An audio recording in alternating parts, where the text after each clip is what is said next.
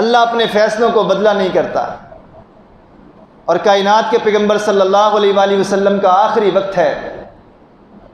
اما عائشہ رضی اللہ تعالیٰ فرماتی ہیں کہ آخری وقت میں میرے نبی کے بائیں پہلو پہ پانی کا پیالہ رکھا ہوا ہے، اللہ کے نبی اس پانی کے پیالے میں اپنا ہاتھ ڈبوتے ہیں، بخار کی شدت ہے، بار بار اس پانی کے پیالے میں ہاتھ ڈبو کے اللہ کے رسول اپنے چہرے پہ پھیر رہے ہیں، اور ساتھ ساتھ میرے نبی یہ دعا کر رہے ہیں، اللہم انی اسألک عبدی فی سکرات الموت، اللہم انی اسألک عبدی فی غمرات الموت۔ اے اللہ اپنے بندے محمد کی موت کی سختی کے وقت میں مدد فرما، اے اللہ اپنے بندے محمد کی صلی اللہ علیہ وسلم موت کی اس سختی کے غشی کے عالم میں اللہ مدد فرما۔ اما عائشہ رضی اللہ تعالیٰ فرماتی ہیں اس سے قبل میں شک کیا کرتی تھی کہ موت کے وقت انسان پہ کیفیت اتنی سخت ہوتی ہے، جب میں نے اللہ کے رسول صلی اللہ علیہ وآلہ وسلم کو دیکھا اور یہ دعا مانگتے ہوئے دیکھا، اس کے بعد کبھی میں نے موت کے وقت انسان کی طبیعت پہ، انسان کے جسم پر جو سختی آتی ہے، تکلیف آتی ہے، مجھے اس کا یقین ہو گیا، اس کے بعد کبھی میں نے شک نہ کیا۔ اور کسی شاعر نے کیا خوب کہا ہے، لو کان فی الدنیا بقاء لما مات خیر المرسلین۔ موت کی اس سے بڑی دلیل کیا ہو سکتی ہے کہ میرے اور آپ کے پیغمبر جناب محمد الرسول اللہ صلی اللہ علیہ وآلہ وسلم کو بھی اللہ نے اپنے پاس واپس بلا لیا ہے۔ لو کان فی الدنیا بقاء لما مات خیر المرسلین۔ اگر اس کائنات کے اندر کسی نے ہمیشہ ہمیشہ زندہ رہنا ہوتا تو انبیاء کے سردار پیغمبر آخر الزمان محمد الرسول اللہ صلی اللہ علیہ وآلہ وسلم کبھی دنیا سے رخصت نہ ہوتے ہیں۔ یہ ایسی اٹل حقیقت ہے جس سے نہ کوئی نبی بچا ہے، نہ کوئی ولی بچا ہے، نہ کوئی اولیاء بچا ہے۔ اس موت نے نہ کسی اتقیاء کو چھوڑا ہے، نہ کسی یتیم کو دیکھتی ہے، نہ کسی چھوٹے کو دیکھتی ہے، نہ کسی امیر پہ ترس کھاتی ہے، نہ کسی غریب پہ رحم کھاتی ہے۔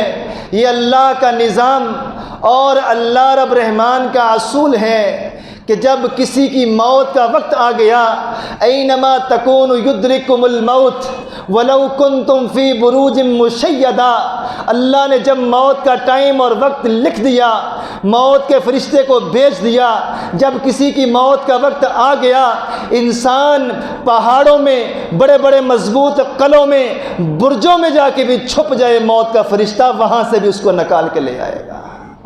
وَلَوْ كُنْتُمْ فِي بُرُوجٍ مُشَيَّدَةٍ، پہاڑوں کے اندر تراش تراش کے بنائی جانے والی غاریں اور مضبوط گھروں کو مشیدہ کہتے ہیں۔ قرآن کہتا ہے گھر کے پچھلے کونے نکر میں بھی جا کے چھپ جاؤ، موت کا فرشتہ وہاں سے بھی نکال کے لے آئے گا۔ یہی بس نہیں، وَمَا تَدْرِ نَفْسٌ بِأَيِّ أَرْضٍ تَمُوتُ وَمَا تَدْرِ نَفْسٌ مَاذَا تَكْسِبُ غَدًا۔ لوگوں تمہیں نہیں معلوم کل تمہارے ساتھ کیا ہونے والا ہے، اور تمہیں نہیں معلوم کہ زمین کے کس ٹکڑے پہ تمہیں موت آئے گی۔ یہ آنی ہے، اس سے انکار نہیں، اس سے بچاؤ نہیں، اس سے کوئی مفر نہیں، اس کے لیے کوئی رشوت نہیں۔ اور جب موت کا وقت آ جائے پھر ایک پل، ایک لمحہ اور لمحے کا، سیکنڈ کا کروڑواں حصہ بھی موت کا فرشتہ لیٹ نہیں کرتا، تاخیر نہیں کرتا۔ سوال یہ ہے کہ جب موت کا ایک دن مقرر ہے، یہ زندگی جب موت کی امانت ہے، میری زندگی کا ہر دن مجھے میری موت کے قریب کر رہا ہے، یہ زندگی نازک آبگینوں سے جڑی ہوئی ہر روز، ہر پل، ہر لمحہ مجھے میری موت کے اور رب سے ملاقات کے قریب کر رہا ہے۔ ہم اپنی زندگی میں بہت سی دعائیں کرتے ہیں، اللہ اولاد دے دے، اللہ اولاد نیک بنا دے، اللہ زندگی بہتر کر دے، اللہ حالات بہتر کر دے، اے اللہ رزق میں اضافہ کر دے، اے اللہ بیماریوں سے نجات دے دے، اے اللہ خوشیاں عطا فرما دے۔ بہت اچھی دعائیں ہیں، کرنی چاہیے۔ لیکن میرے عزیزو، آج کے بعد ایک دعا اپنی دعاؤں میں اور شامل کر لیجئے، جو میں اور آپ اس دعا کو بھول ہی چکے ہیں۔ ہمیشہ اپنی دعاؤں میں آج کے بعد اس دعا کو بھی شامل کر لیں۔ اے اللہ زندگی جیسی تیسی بھی ہے، اچھی ہے، بری ہے، غریبی ہے، امیری ہے، بیماری ہے، صحت ہے، گزر ہی جائے گی۔ یہ ساری تکلیفیں موت تک ہیں۔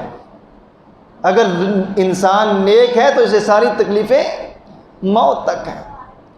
آج کے بعد اپنی دعاؤں میں یہ دعا ضرور شامل کر لیں، اے اللہ ہماری موت اچھی کر دے، اے اللہ ہمارا خاتمہ ایمان پہ کر دے، اے اللہ جب موت آئے تو زبان پہ لا الہ الا اللہ جاری ہو، اے اللہ جب موت آئے تو اسلام کی، ایمان کی بہترین حالت کے اوپر موت آئے۔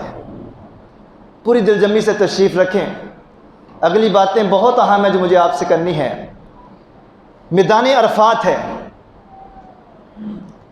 ایک حاجی اپنے اونٹ پہ سوار ہے، احرام باندھا ہوا ہے،